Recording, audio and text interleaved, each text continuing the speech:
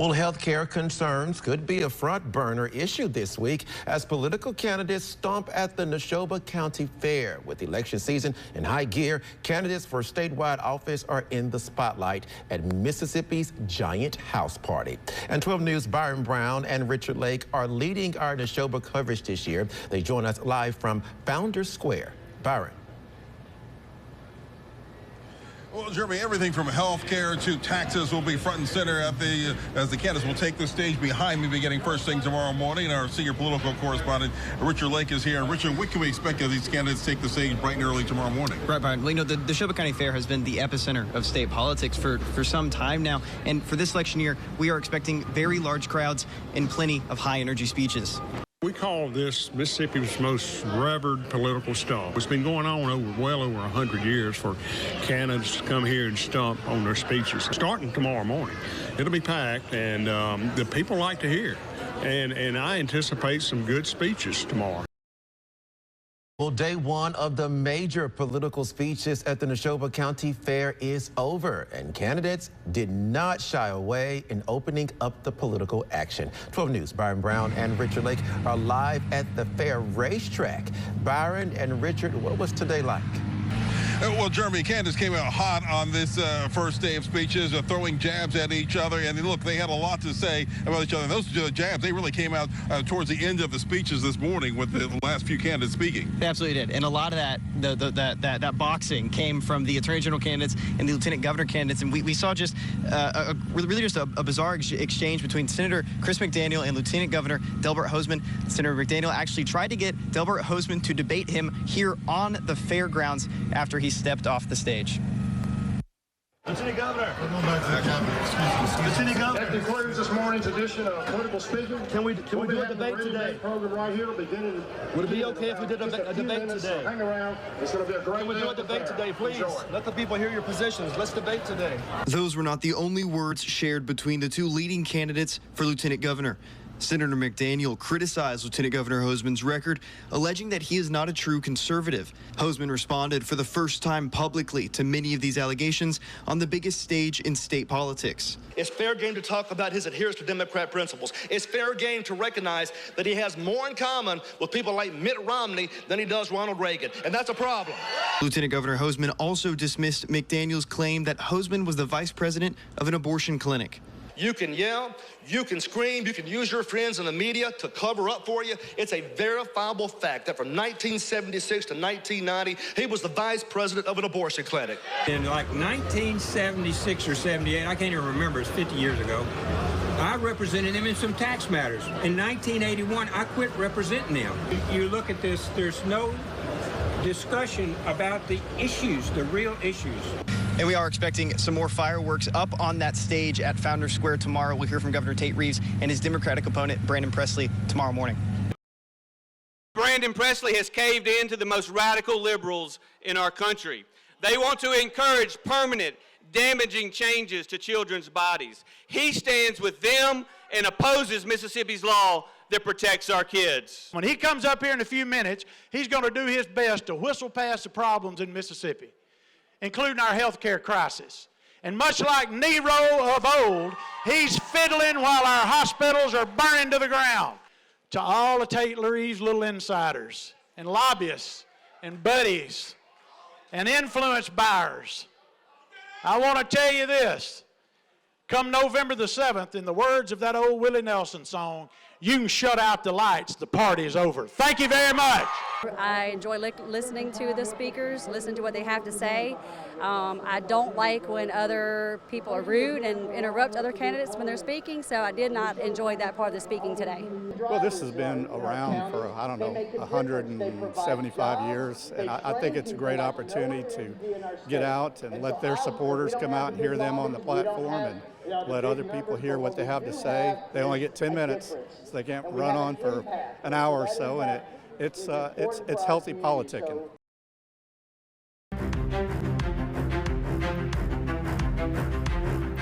It's been such a strain, and a lot of it's because the governor is so arrogant. Brandon Presley knows the law, and he's chosen to break it. Tate Reeves is the reason we're not giving health care to 230,000 working people and saving our hospital system in the state. I don't believe that we need to add 300,000 able-bodied Mississippians onto the welfare rolls. Brandon Presley, Tate Reeves, and the fight for the governor's office. With 8 days until Election Day, neither candidate is mincing words. Now let's talk about health care. One of your objections to expanding Medicaid is that you want to get more Mississippians working full-time. But many Mississippians work for small businesses that don't provide health insurance. If you get more people back to work, how do you make sure that they have adequate access to affordable health care? Well, there's no doubt that we have to continue to work to ensure that we have both affordability of health care as well as accessibility to health care for every Mississippian. And that's the reason that I've worked with our hospital leaders over the last 4 years to make sure that we do exactly that. And it's the reason that the vast majority of our key hospital leaders stood behind me just in the last couple of months to propose a plan that's going to pump nearly $670 million into Mississippi's hospitals. It's going to be done in such a way where it doesn't cost the taxpayers a penny, and it's actually going to be real money that's going to help change and improve the financials at our hospitals around the state, and it literally, according to experts, is going to keep hospitals open in Mississippi. Why is your plan to expand Medicaid better than what the governor's plan is to help rural hospitals? Well, the governor doesn't have a plan to help 230,000 people. The shenanigans that he brought out a little over a month ago does nothing to help 230,000 working people. It does nothing to help our rural hospitals in some of our most critical care areas and our most critical care units in the state. Yes, it may benefit some of the bigger hospitals, but I also would point out that it's a $178 million tax increase on hospitals. And so I believe that the first answer to this is to expand Medicaid and to draw down that $1 billion a year that the state would get. And welcome back. I'm joined now by Brandon Jones, political director of the Southern Poverty Law Center's Action Fund and a new majority PAC, and Republican strategist and Clearwater Group managing partner Austin Barber. Thank you all for coming in. Thank you. We just heard from Presley and we heard earlier from Reeves. Let's start now about Austin. Talk a little bit about what you heard in this interview, and particularly from the governor, about the economy and that we have momentum. Yeah, and I think momentum is key here. People are going to watch these debates or long interviews or what you want to call them, and they're going to look at the candidate and say, how does he look? What's my impression of them? And I do want to start. I thought the governor looked confident. I thought he looked great, sounded great, and particularly when he talked about what's important here in the closing is the momentum that Mississippi has. Your thoughts on what the governor's saying? You know, what we heard the governor talk about are issues that have pretty broad bipartisan support. I think the question that Presley's trying to raise is, do we want to make this an economy that works for everyone? There are people who aren't a part of this economy. There are people who are still struggling at minimum wage. There are people who can't afford health care, which is a huge issue in this state. And so the question is, do we want to do some of these things to incentivize people to invest here, but do we also want to make it an economy that works for others? Voters will cast their ballots tomorrow in what may be the tightest governor's race we've seen since 2019. 12 News senior political correspondent Richard Lake took a look back at the 2019 governor's race between former Attorney General Jim Hood and then Lieutenant Governor Tate Reeves. And Richard, what stood out? Well, Byron, many of the issues are the same, and many of the attacks are the same as well when you look at both those races. What's different this year is the sheer amount of money being spent and raised from both candidates and who voters will choose to tackle the biggest issues facing the state. Democratic candidate for governor Brandon Presley and incumbent Republican Governor Tate Reeves have spent a combined $21 million on this race.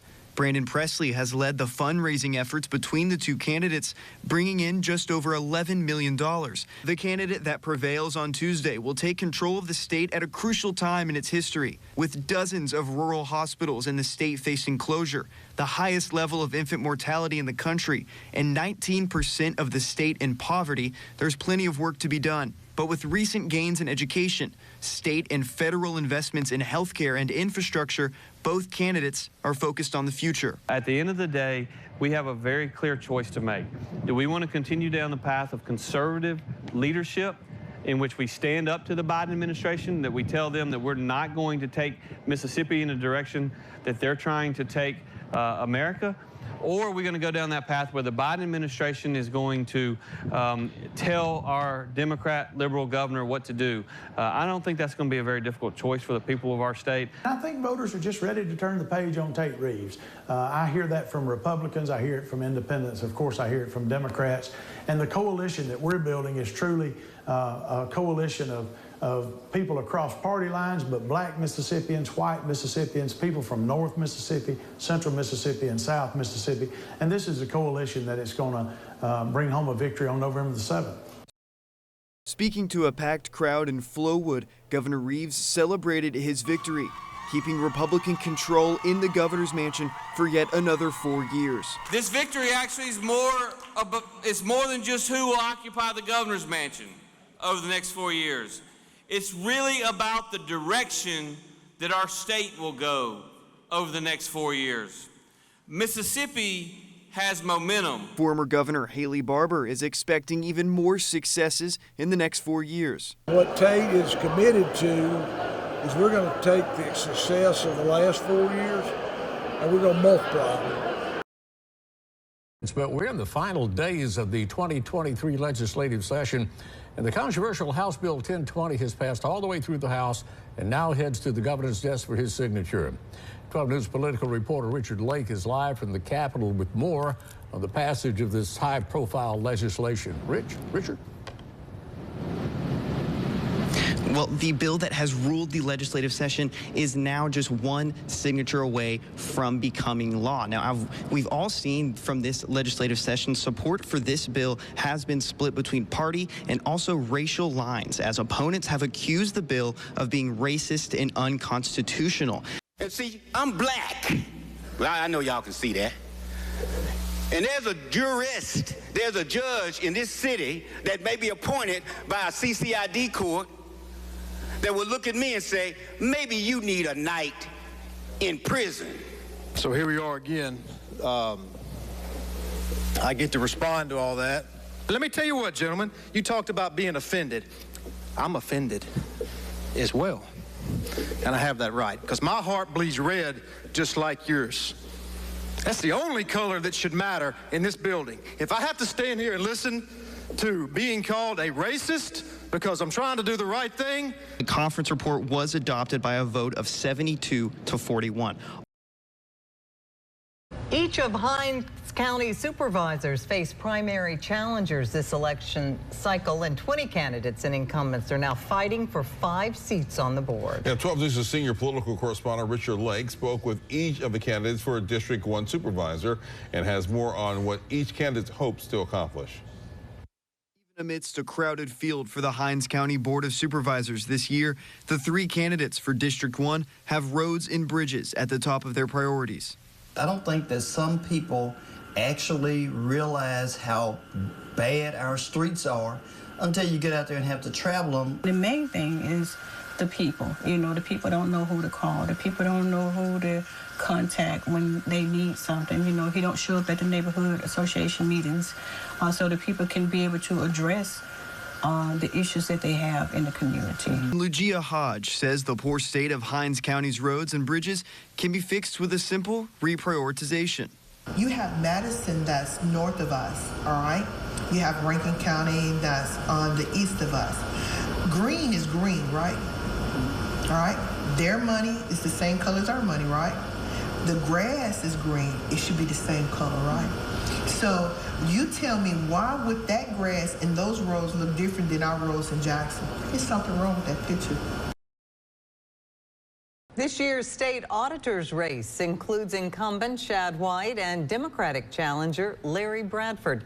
12 News senior political correspondent Richard Lake spoke with state auditor Shad White about why he's seeking re-election and what lies ahead. Richard? Melanie, from uncovering the largest fraud scheme in state history to releasing scathing reports about how Mississippi's tax dollars are spent, State Auditor Shad White's first term has been full of headlines as well as some criticism. He's running for re-election, hoping to get another 4 years at addressing some of the biggest issues in the state. In the last 5 years since I've been in office, we've recovered about $70 million of taxpayer funds. That's more than any other 5-year period in the history of the office. It's Mississippi Insight on 12 News, your local election headquarters.